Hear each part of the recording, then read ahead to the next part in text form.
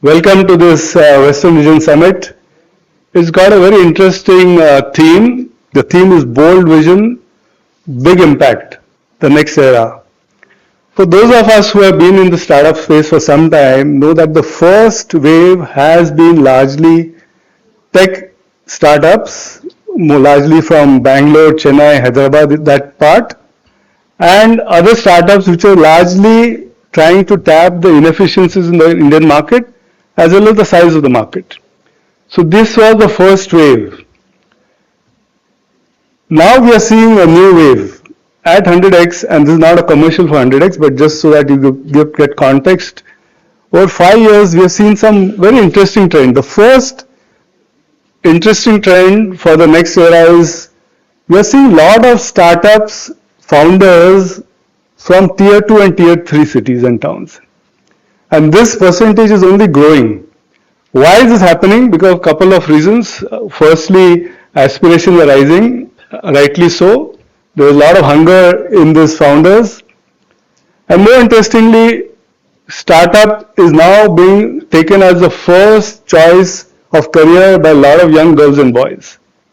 I remember, Rajesh, when I was Western Vision Chair in 2017 and before the Maharashtra, I used to travel extensively. We had connect programs with education institutes, and when places like Kolhapur and other Nasik and other places, when I traveled, in an engineering college, if I asked the girls and boys, how many of you want to become startup founders?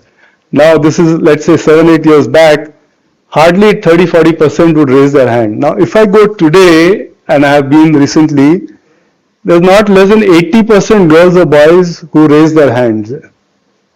And then I ask the balance 20%, why have you not raised? They say, no, we'll work for 2 years and we'll join startups. Now you have to realize these are the aspirations of young girls and boys. Now you may have views on that and you may have counter views on that. But the fact is, young girls and boys aspire now to join startups. So the first big trend is tier 2 and tier 3 towns and cities, there are a lot of founders. Beware, founders from tier 1 and with cushy lifestyles, they are out there. Hunger in their stride and passion in their thought process. They are here to really get into startups. So that's a big trend. The percentage of startup founders we have received from these cities and towns is quite remarkable. We have seen and funded startup founders whose parents are bricklayers, whose parents are farmers, whose parents are marginal laborers. And this is the beauty of the startup industry. So this percentage is growing a lot. The next big trend I have seen and we are seeing in the industry, let me talk not only for myself, but from the industry perspective, is the percentage of girls is now slowly increasing. It is not, of course, increasing at the pace at which we would like or even Swati would like, but it is definitely increasing. 5 years back, the percentage of girl or women-led founders who are either co-founders, founders, was less than, was in single digits. And Paula has come, she's very passionate about women founders. So she'll talk more when she moderates the session. But the good news is that this percentage is gradually increasing. It has reached, in our firm, we get around 20-25% of the pitches are now by girls as founders or co-founders. It should be 50%. When it becomes 50%, Paula will tell you in her session. But the good news is, in 5 years, the percentage has gone up from 7-8% to around 25-28%. That's really a great news. The next big trend is startups are now building products in India, for India, and for the world.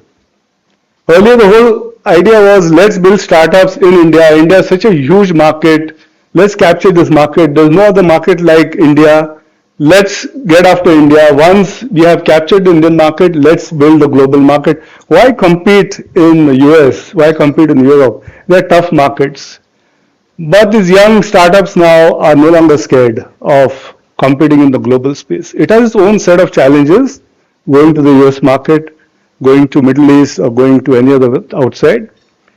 But now founders are saying we want to build global scale startups. A combination of all these three, you'll see, is suddenly what kind of motivated us to think of this topic and theme for today, bold vision, big impact. And another interesting fact, Deepak is also here and Paula is here. Paula has been in the industry for a long time in the seed capital space. Today, if you have an idea, a good idea, a great way to implement your idea, you will get funded. There are family offices, there are angels, there are super angels, there are VCs. At every stage, you will get funded. Now, people who don't get funded get disappointed because they say, oh God, I'm not getting funded. The idea is there's enough capital to fund your brand new idea. My favorite quote, and you can put it on Twitter, but please, give my name. Capital is chasing ideas. Truly speaking, it has never happened in India ever before. Today, capital is chasing ideas.